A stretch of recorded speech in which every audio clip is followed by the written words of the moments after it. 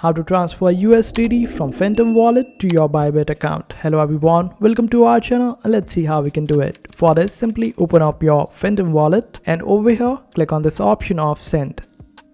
Then type USDT over here and select USDT. Now you would require a Solana address in order to receive USDT.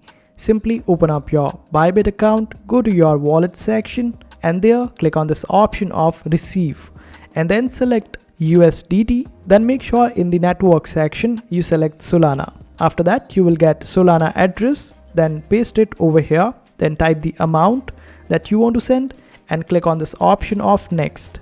After that click on send and this way you would be able to send the USDT from your Phantom wallet to your Bybit account, and this is how you do it.